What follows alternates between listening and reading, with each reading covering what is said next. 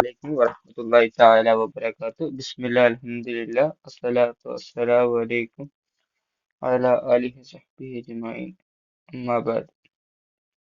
ഇപ്പൊ സിഫാത്ത് എന്താ എല്ലാവർക്കും അറിയാലോ അല്ലേ? ഓരോ അക്ഷരങ്ങൾ അതിന്റെ മഖ്റജിൽ നിന്ന് പുറപ്പെടുണ്ടാക്കുന്ന വ്യത്യസ്തമായ ശബ്ദങ്ങൾക്കാണ് എന്താ അറിയാ സിഫാത്ത് എന്ന് പറഞ്ഞത്. ഓക്കെ, ഈ ഒന്നുമില്ല, പോയിന്റ് എഴുതി വെച്ചാൽ അടുത്ത വരിയാണ് അല്ലേ? അല്ലെ, സിഫത്തുകൾ പാലിച്ച് നിർബന്ധമല്ല, സിഫത്ത് അനുസരിച്ച് ഖുർആൻ ഒതുക്കിയില്ല തെറ്റ്. ഏ കാണുന്നില്ല?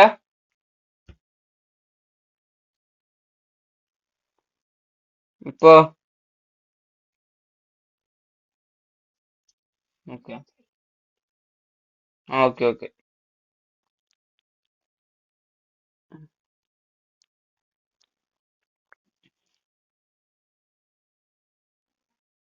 ഇപ്പൊ വന്നില്ലേ?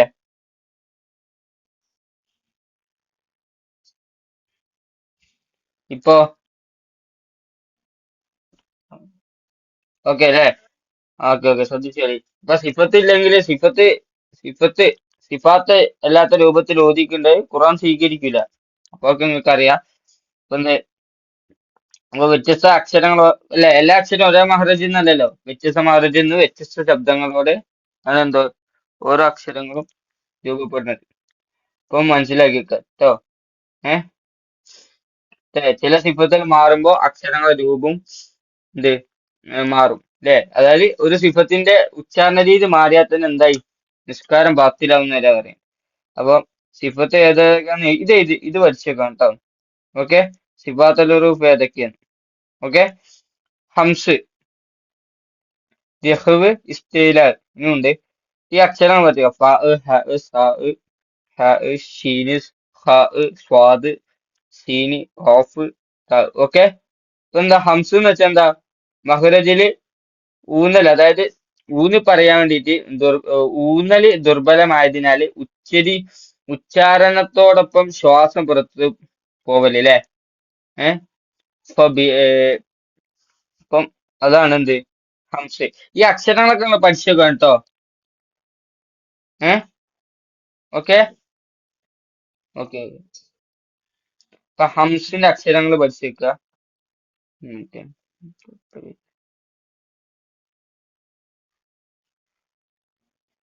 ഇപ്പൊ ഹംസിന്റെ അക്ഷരങ്ങൾ പഠിച്ചേക്കുക. സ്ക്രീൻ പോയോ? കാണുന്നില്ലേ?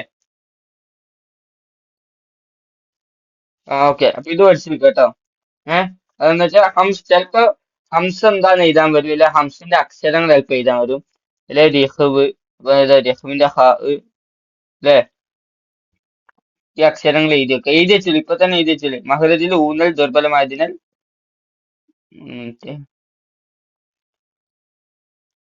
ഓക്കെ. ഇപ്പൊ ഇത് ഓരോന്ന് എഴുതി വെക്കുക. ഹംസ എന്താ, രഹ്വ് എന്താ അല്ലെ? മഹ്റജിൽ ഊന്നൽ ദുർബലമായതിനാൽ ഇത് മൃദുവായി ശബ്ദം നടക്കല്, അതായത് മൃദുവായിട്ട് ശബ്ദം വെച്ചിരിക്കുക. ആ പറയാ. മതി, ബുക്കുള്ള ബുക്കില് എല്ലാത്തോരും എഴുതി വെച്ചോളി. നിശ്ചയില എന്താന്ന് വെച്ചില്ല, ഉച്ചരിക്കുമ്പോൾ ശബ്ദഗതി അണ്ണാക്കിലേക്ക് ഉയരരുത്. പിന്നെ ഇത്ബാക്ക് ഇപ്പൊ വന്ന് ജോയിൻ ചെയ്തു. ഓക്കെ ഓക്കെ, ബുക്കുള്ളത് ബുക്കിൽ നോക്കി പഠിച്ചാൽ മതി. ഞാൻ പറഞ്ഞു തരാം. ഇതൊക്കെ നമ്മൾ ഇന്നലെ പറഞ്ഞ ഇത്ബാക്ക്, കൽക്കലത്തിലെ കുത്തിപ്പിച്ചത്, ഇതിലൊക്കെ ഒരു ഇത് ഉണ്ടാക്കി പഠിച്ചാൽ മതി. എല്ലാ അക്ഷരവും കൂടി വരുന്ന എന്തേലും. ഓക്കെ അല്ലെ? നാവിന്റെ ഇത്ബാക്ക് എന്താ? നാവിന്റെ മധ്യഭാഗം അണ്ണാക്കുമായി ചേരൽ അല്ലെ? അണ്ണാക്കുമായി ചേരൽ.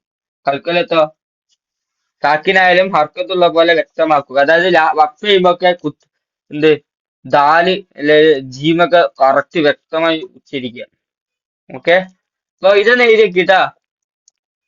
എന്തൊക്കെ? ഹംസ്, റിഹ്വ്, ഇസ്തിലാഹ്, ഇത്ബാക്ക്, കൽക്കലത്തി. സിഫാത്തുൽ ഹുറൂഫ് ചിലപ്പോ വരും. സിഫാത്തുൽ ഹുറൂഫ് എഴുതാനോ അല്ലെങ്കിൽ ഇതിന്റെ പ്രത്യേകത എന്താ, റിഹ്വിന്റെ പ്രത്യേകത എന്താണോ, ഇസ്തിലിന്റെ പ്രത്യേകത എന്താ, ചിലപ്പോ ചോദിച്ചേക്കാം. ഓക്കെ, പിന്നെ ഹ അല്ലേ? ഓക്കെ, അത് കഴിഞ്ഞ് സിഫാത്തുൽ ഹുറൂഫ് കഴിഞ്ഞ്. ഇനിയിപ്പോ കലിമത്തോടെ അവസാനം വരുന്ന ഹായിനെ കുറിച്ച ചർച്ച. കലിമത്തോടെ അവസാനം മൈക്കോ പകട കലിമത്തുകളുടെ അവസാനത്തിൽ വരുന്ന ഹാകൾ. ഏ ആ ഓക്കെ ഓക്കെ. നീ എന്നാ എടുത്തിട്ട് കയറി ക്ലാസ്സിൽ. ഓക്കെ. അൽ ഖാരിയ മൽ ഖാരി, കാരണം ഇന്ന ഇതൊക്കെ നമ്മൾ എന്നാ പറഞ്ഞല്ലേ. Okay okay. മാഹിയ ലഹു മാഫിസ്, വ്യത്യസ്ത ഹാളുകൾ. അതാ പേര് ടൈപ്പ് ചെയ്തിട്ടാ ഗ്രൂപ്പില്. ഗാജർ എന്താണ്. അപ്പൊ നമ്മള് വ്യത്യസ്ത ഹാവുകളെ കുറിച്ചാണ് പഠിക്കുന്നത്. ഓക്കെ അല്ലേ? കുറെ ഹായ് ഇല്ലേ? ഇവിടെ വഖഫ് ചെയ്ത് ഓതിയ അൽ ഖാരിയ മൽ ഖാരിയ മാഹിയ ലഹു മാഫിസ് സമാവാത്ത്. വ്യത്യസ്ത ഹാകളുണ്ട്. അതിന്റെ ദർഗ ഉണ്ട്. ഫാക്കിഹത്തിൻ കസീറ ലഹു മുൽക്കു. അപ്പൊ ഇവിടെ ഉണ്ടോ താ ആയിട്ടുണ്ട്, ഹ ആയിട്ടുണ്ട്, ഉച്ചരിക്കുന്ന ഹ ആയിട്ടുണ്ട്, ഉച്ചരിക്കാത്ത ഹ ആയിട്ടുണ്ട്. ഓക്കെ. അപ്പൊ എന്ത് അല്ലെ? ചൈനീസിന്റെ ആകെ ഏതാ? അല്ലെ? ചൈനീസിന്റെ ആകെകൾ ഏതൊക്കെ ആർക്കെങ്കിലും അറിയോ? അൽക്കാരിയത്തും അൽക്കാരിയ, ഇതാണ് ചൈനീസിന്റെ ഹ കേട്ടോ. Okay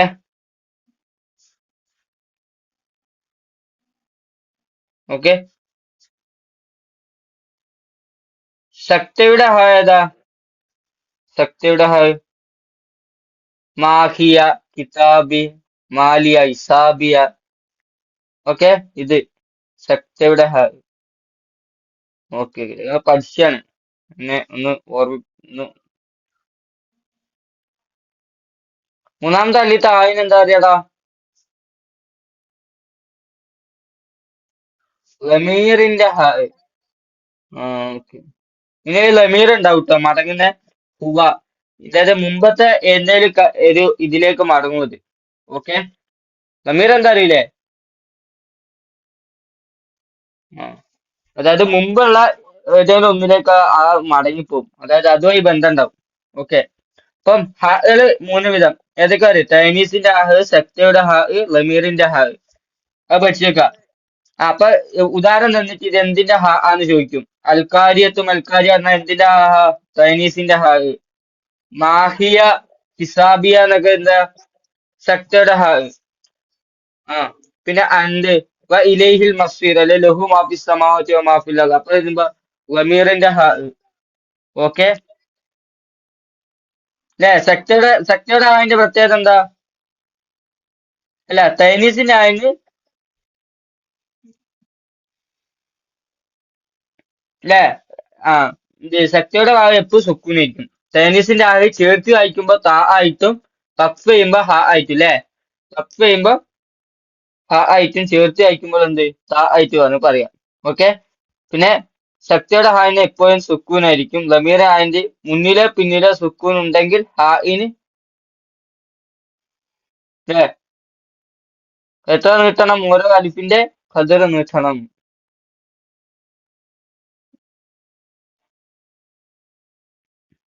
okay okay. അപ്പൊ മനസ്സിലായില്ലേ? ഹാകൾ എത്ര വിധം? മൂന്നെണ്ണം. മനസ്സിലായോ? ചൈനീസിന്റെ ഹാ, സത്യയുടെ ഹാ, പിന്നെ ലമീറിന്റെ ഹാ. ഓക്കെ. പിന്നെ ഹംസ ഒക്കെ അത് കഴിഞ്ഞു. അപ്പൊ നമ്മൾ ഏതൊക്കെ പഠിച്ചു? സിഫാത്തുൽ ഹുറൂഫ് പഠിച്ചു. ഹംസ് രഹ്വ് ഇസ്തിഅല കൽക്കലത്ത്. ഓക്കെ. പിന്നെ എന്ത് ഇപ്പൊ ഏതാ പഠിച്ചേ? ഹ ഇല്ലേ? ഹാഇനെ കുറിച്ച് പഠിച്ചു. ഹാ മൂന്ന് വിധം. സത്യയുടെ ഹാ, ലമീറിന്റെ ഹാ, ബാക്കി പറയും ചൈനീസിന്റെ ഹാ. അപ്പൊ അത് ചിലപ്പം ഉദാഹരണം തന്നിട്ട് ഇത് എന്തിന്റെ ഹാ ആന്ന് ചോദിക്കും. മനസ്സിലായോ? ഇന്നത്തെ ഹംസത്തുൽ വസ്ല്, ഹംസത്തുൽ ഖത്വം.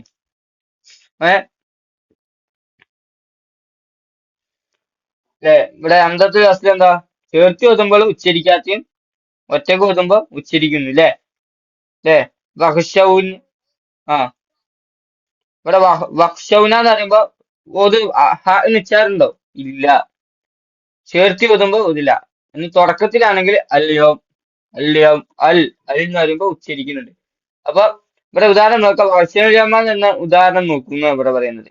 ഇതിൽ വഹ്ഷൗന എന്ന വഖഫ് ചെയ്യുന്ന പക്ഷം അല് എന്ന ഹംസ ഉച്ചരിക്കുന്ന ഇല്ലേ? അലിന് ഇവിടെ ഉച്ചരിക്കുന്നില്ല. അലിഫ് ലാം ഉച്ചരിക്കുന്നില്ലേ? ഓക്കെ. ശ്രദ്ധിക്കുക. ഇപ്പൊ എന്താ പറയാ, ചേർത്തി ഓതുമ്പോ ഉച്ചരിക്കാത്തയും വഖഫ് ചെയ്ത് ഓതുമ്പോ ഉച്ചരിക്കുന്നതായ ഹംസ ട്ടോ. ഓക്കെ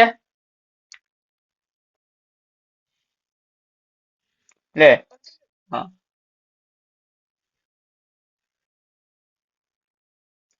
അപ്പൊ അംസദ് വസ്ല പറയുമ്പോ ഇതാ അതിന്റെ ഡെഫിനിഷൻ ചെയ്ത ഉച്ചാരണത്തിൽ വരാത്തതും തുടക്കത്തിൽ വരുന്നു അല്ലെ. നേരത്തെ പറഞ്ഞതി നമ്മൾ ചേർത്തി ഓതുമ്പോ ഉച്ചാരണത്തിൽ വക്ഷവന എന്ന് പറയുമ്പോ അവിടെ ഹാ ഇന് ഉച്ചാരണമല്ല. ഇത് ചേർത്താതെ ഓതുമ്പോ തുടക്കത്തിൽ ഓതുമ്പോ അല്യവും അൽ ഹിൻസ എന്ന് പറയുമ്പോ അൽഫിനം, അതിനാണ് എന്ത് ഹംസത്തുൽ വസ്ലി എന്ന് പറയുന്നത്. ഓക്കെ. അപ്പൊ ഹംസത്തുൽ വസ്ലി ഹംസത്തുൽ ഖത്വ എന്താന്ന് പറയും. ഉദാഹരണം തന്നിട്ട് ഇത് ഏത് ഹംസാന്ന് പറയും അല്ലെ. അപ്പൊ നോക്കട്ടോ, മനസ്സിലായോ? അപ്പൊ ഇവിടെ കുറച്ച് ഉദാഹരണം നോക്കിയോ. ലിനഫ്സി ദഹബ് അല്ലെ, ലിനഫ്സി ദഹബ്, ഈസബിന് മറിയം, ഇത് കാലത്ത് ഇമ്രാത്തു, ഇതൊക്കെ ഏതാ?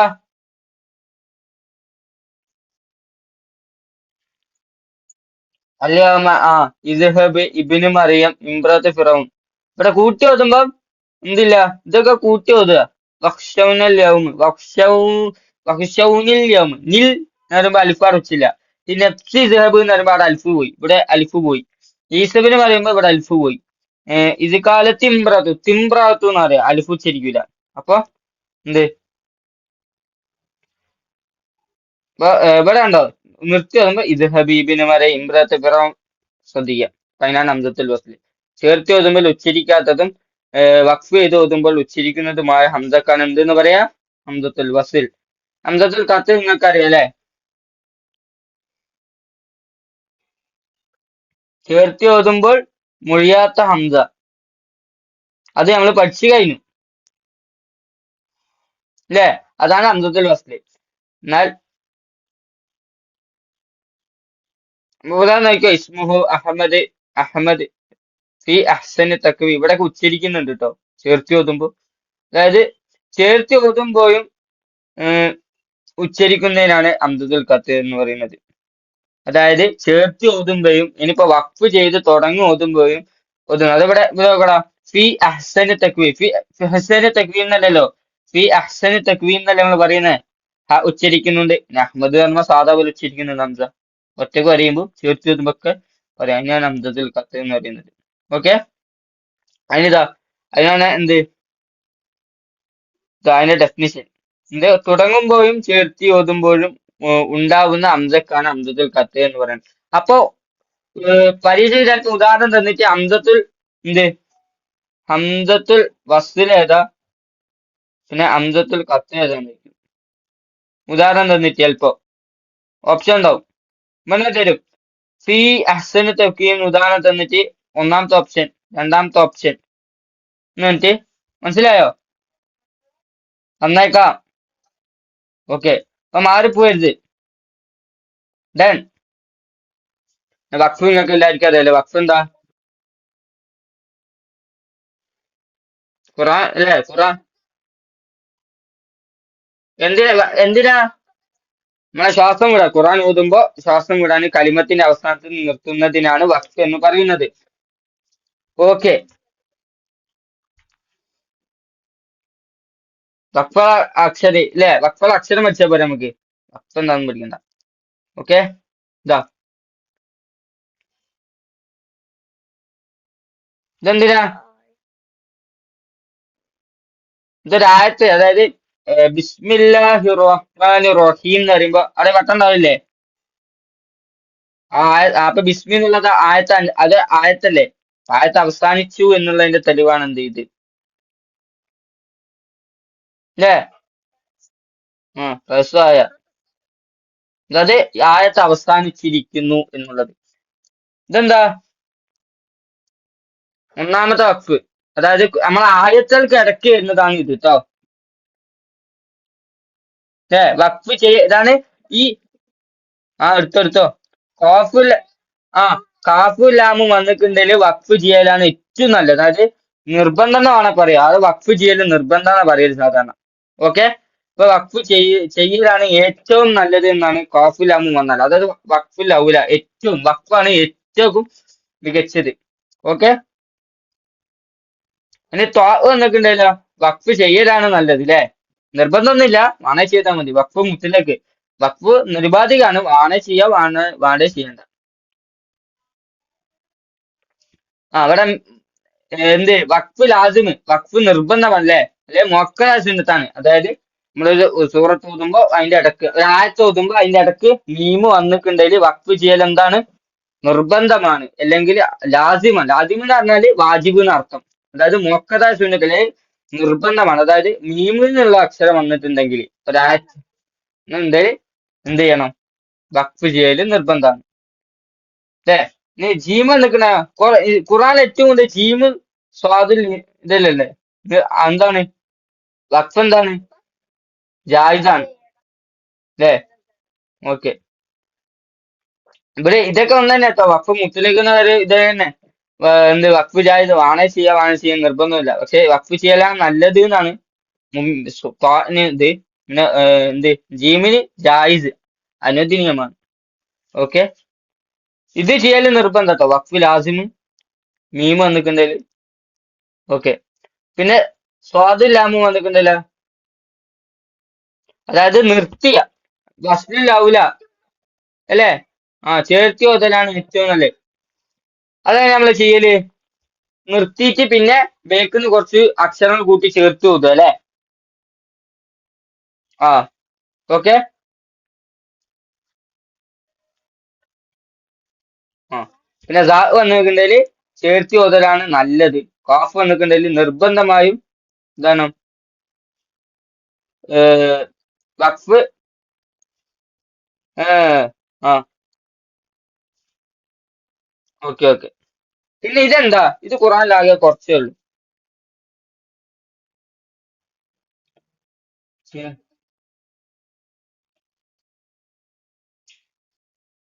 അല്ലെ, രണ്ടിടത്ത് ഇത് വരും. ഒരു രണ്ടക്ഷരങ്ങളുടെ മേല് വന്നിട്ട് എന്താക്കണം, ഇത് ഉണ്ടാവുക. വസ്തുത വഖഫ് മുആനക്ക, വഖഫ് മുറാക്കബ അല്ലെ ഇതിന് പറയുന്ന. അതായത് രണ്ട് സ്ഥലം ഉണ്ടാവും ല്ലേ. ഇങ്ങനെ ഒരു ആയത്ത് ഇങ്ങനെ പോണ, അപ്പൊ ഇവിടെ എങ്ങനെ ഉണ്ടാവും, അങ്ങനെ രണ്ട് സ്ഥലത്ത് നോക്കിയോ. ഒരായത്ത ഇത് ഇങ്ങനെ പോവാ, ഇതൊരായത്ത കൂട്ടിക്കോ.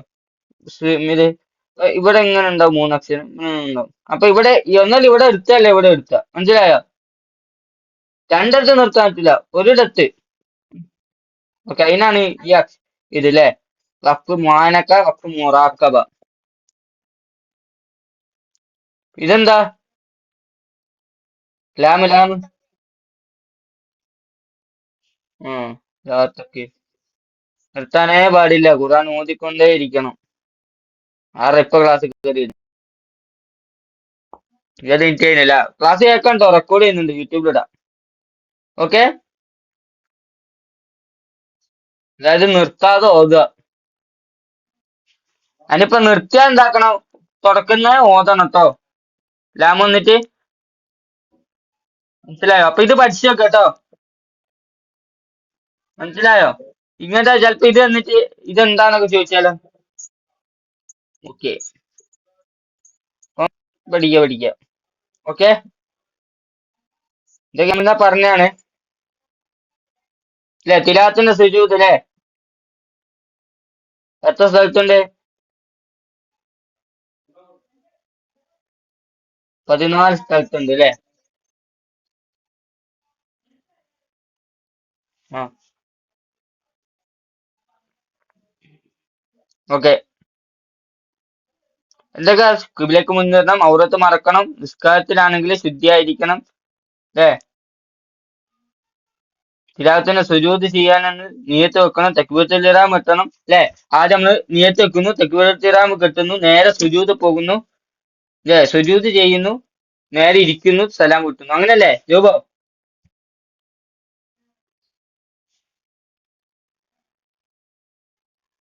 ഏ അപ്പൊ എന്താ അതിൽ ചൊല്ലുക, സജദ വജിഹി ലില്ലദി ഖലഖഹു വസവ്വറഹു വശക്ക സംഅഹു വബസറഹു ബിഹൗലി ഖുവ്വതി വതബാറകല്ലാഹു അഹ്സനുൽ ഖാലിഖിൻ. ല്ലേ, സുജൂദ് അല്ലേ ചൊല്ലുക. ഇതാടാ അവിടെ, ഇതാ. ഞാൻ അറിയില്ലെങ്കിൽ സുബ്ഹാനല്ലാഹ് അൽഹംദുലില്ലാഹ് വലാ ഇലാഹ ഇല്ലല്ലാഹു അല്ലാഹു അക്ബർ അല്ലേ. പോയോ. ഓക്കെ. മിനിറ്റ് കിട്ടിയില്ലേ, കാണുന്നില്ലേ? എത്ര വട്ട സുബ്ഹാനല്ലാഹ് അൽഹംദുലില്ലാഹ് ലാ ഇലാഹ ഇല്ലല്ലാഹ് അല്ലാഹു അക്ബർ ചൊല്ലണ്ടേ? ആർക്കെങ്കിലും അറിയോ?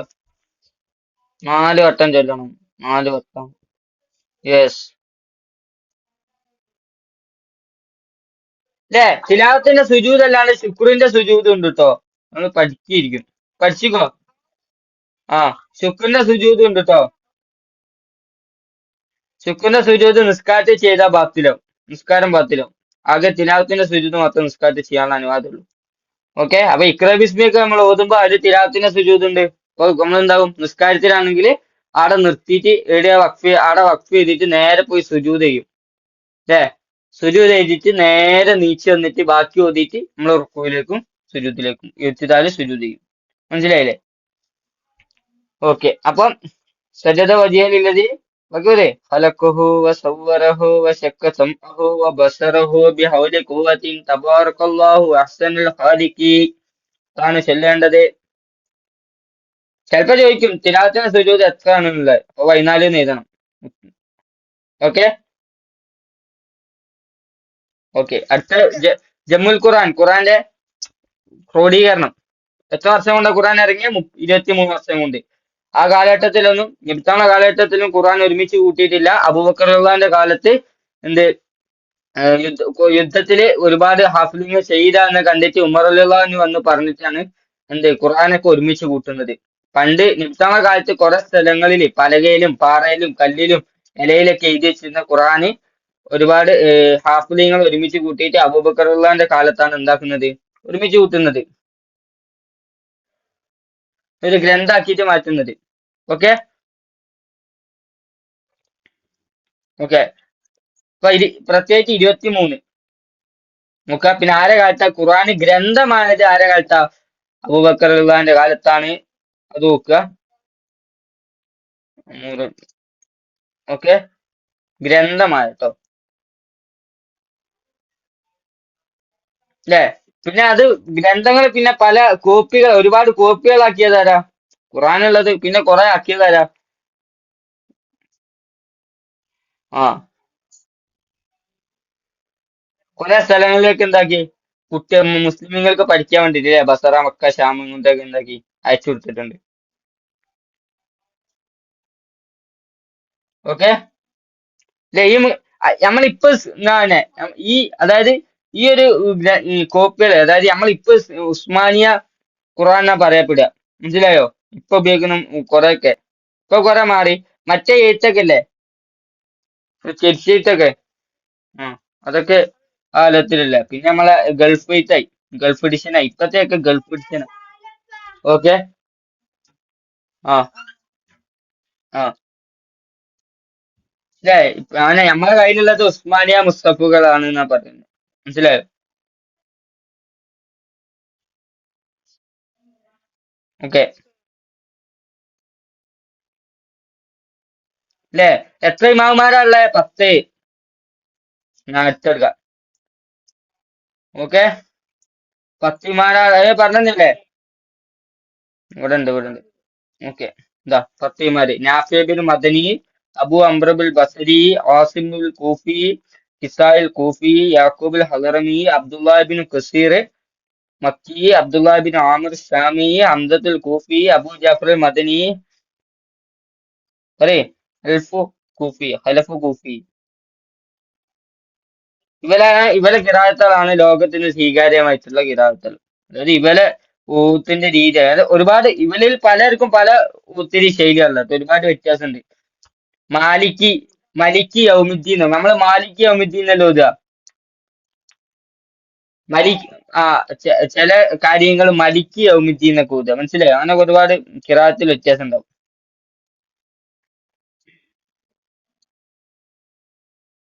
ഓക്കെ, അതായത് ഞാൻ നേരത്തെ പറഞ്ഞില്ലേ, ഉസ്മാൻ റളിയല്ലാഹു ഖുർആന് പല സ്ഥലത്തേക്ക് കൊടുത്തയച്ചെന്ന്. ഓക്കെ, അപ്പൊ ആ ഖുർആന്റോടൊപ്പം ഖുർആന് നന്നായിട്ട് ഓതുന്ന ആൾക്കാരെ അയച്ചിരുന്നു എന്ന് പറയുന്നു. ഓക്കെ, അപ്പൊ ഇതുവരെ പഠിച്ചൊക്കെ എന്താക്കാം, ഇത്രേ ഉള്ളൂ തജ്വീദ്. പിന്നെ നിങ്ങൾക്ക് അറിയാലോ മഖ്റജുകളൊക്കെ. ഉം. പിന്നെ തജ്വീദ് അനുസരിച്ച് ഓതണം കേട്ടോ ഖുർആന്. അതായത് അതാണ് മറ്റേ ഇഫ്ളും നമ്മളെ ഈ വൈവേല് അതാ പ്രധാനം. ഇഫ്ളും പിന്നെ ഓതിപ്പിക്കും ചെയ്യും. അപ്പൊ അത് നന്നായിട്ട് ഊതുക, തപ്പി തരാൻ പാടില്ല. ഓക്കെ. അപ്പൊ നാളെ വരുമ്പോ ഏതാ പഠിക്കുക? കുല്ലാഹുവാദും കുല്ലാഹുദ് റബ്ബിൽ ഫലക്കും കുല്ലാഹുദ് റബ്ബിൻ നാസ്. കഴിഞ്ഞില്ലേ? ഇത് കഴിഞ്ഞു. ഓക്കെ. ആ ഖുർആൻ കഴിഞ്ഞു. അപ്പൊ എന്താക്കാ ഓതി പഠിക്കുക കേട്ടോ. മറ്റന്നാൾ നമുക്ക് പരീക്ഷ എങ്ങനെ എഴുതണ്ടെന്നൊക്കെ വെക്കാം. നാളെ നമുക്ക് താരീഖ് നോക്കട്ടോ. പിന്നെ നിസ്കാരത്തിൽ ഓരേണ്ട കാര്യങ്ങളൊക്കെ എങ്ങനെ അറിയില്ല. വജ്ജഹത്തു, അത്തഹിയാത്ത് ഒക്കെ അറിയില്ലേ? ആ കുനൂത്ത്, ആ ഒക്കെ ദ്വാ ഒക്കെ പഠിച്ചിക്കോ? നിങ്ങൾ ഒരു ദ്വാറിന്റെ ദ്വാ ഓർക്കടാ. അത് നോക്കട്ടെ. അള്ളാഹു കുല്ലി വായിച്ച അറിയോ? ഓക്കെ. അപ്പൊ നിങ്ങൾ എന്തൊക്കെ പഠിച്ചു? സിഫാത്തുൽ ഉറൂഫ് പഠിച്ചു അല്ലേ? ഹംസ്, രഹ്വ്, ഇസ്തിലാഹ്, ഇത്ബാഖ്, കൽക്കലത്ത്, അതിന്റെ അക്ഷരങ്ങൾ പഠിച്ചു, അതിന്റെ രീതികൾ പഠിച്ചു. പിന്നെ ഹ എന്താ പഠിച്ചു? ഹ എന്തിനൊക്കെ ഹ വരിക? എത്ര ഹ ഉണ്ട്? ഒരാടാ. തേനീസിന്റെ ഹ, ശക്തിയുടെ ഹ, ലമീറിന്റെ ഹ. ഓക്കെ. ആ പിന്നെ ഹംസത്തുൽ വസ്ല് പഠിച്ചു, ഹംസത്തുൽ ഖത്അ എന്താണ് പഠിച്ചു, അതിന് ഉദാഹരണങ്ങൾ പഠിച്ചു അല്ലേ? ഓക്കെ. പിന്നെ വഖഫ് എന്താ പഠിച്ചു? വഖഫിന്റെ അക്ഷരങ്ങൾ പഠിച്ചു അല്ലേ? വഖഫിന്റെ ഖുറാനുള്ള അടയാളങ്ങൾ അല്ലേ? ഇത് എന്താ? ഇത് അങ്ങനെ കുറേ പഠിച്ചു. അതൊക്കെ നോക്കി വെക്കുക, പഠിക്കുക. PDF തന്നെ അയച്ചിക്കണ്. അല്ലെ ബുക്കുള്ള ഒരു ബുക്കിൽ നോക്കി പഠിക്കുക. പിന്നെ തിലാവത്തിന്റെ സുജൂദ് എത്ര ഏതൊക്കെയാ ഉള്ളത്, എത്ര ഉണ്ട്, എന്താ ചൊല്ലേണ്ടത്, ചൊല്ലാൻ അറിയില്ലെങ്കിൽ എന്താ ചെയ്യേണ്ടത് പഠിച്ചു. പിന്നെ ജമ്മുൽ ഖുർആൻ ആരാണ്, എത്ര കൊല്ലാണ് ഖുർആൻ ഇറങ്ങിയത്, ആരാണ് ഖുർആൻ ഗ്രന്ഥമായിട്ട് രൂപീകരിച്ചത്, പിന്നെ കോപ്പികളായിട്ട് പല ദേശങ്ങളിലേക്ക് ആരാ അയച്ചത്, പിന്നെ എത്ര കാര്യങ്ങളുണ്ട്, 10 കാര്യങ്ങളുണ്ട്, 10 കാര്യങ്ങളെ പേരുകൾ നമ്മൾ പഠിച്ചു അല്ലേ? Okay done. ഒന്നാം ക്ലാസ് ഇത്രേ ഉള്ളൂ. അപ്പൊ എന്താക്കാ നിങ്ങള് ഏഹ്, 2 3 അംസത്തുൽ വസ്ലില്ലേ? അംസത്തുൽ വസ്ല് അംസത്തുൽ ഖത്ഈന് ഒരു 3 ഉദാഹരണം വെച്ച് ഖുറാനിന് 3 ഉദാഹരണം വെച്ച് എഴുതുക. മനസ്സിലായോ? ഇപ്പൊ തന്നെ 12:30 ഉള്ളിൽ അയക്കുക. പിന്നെ ഹ ഇല്ലേ? 3 ഹ, തൈനീസിന്റെ ഹ, ലമീറിന്റെ ഹ, പിന്നെ ശക്തിയുടെ ഹ. ഹലോ, അതിനൊരു 3 ഉദാഹരണം വെച്ച് അയക്ക്. മനസ്സിലായോ? അങ്ങ് മനസ്സിലാകാൻ വേണ്ടിട്ടാ. ഓക്കെ. എന്നാ ഇന്നത്തെ ക്ലാസ് ഇത്രയുള്ളൂ. വാഹിറു ദഅ്വാനാ അൽഹംദുലില്ലാഹി റബ്ബിൽ ആലമീൻ. അസ്സലാമു അലൈക്കും വറഹ്മത്തുള്ളാഹി തആല വബറകാതുഹു.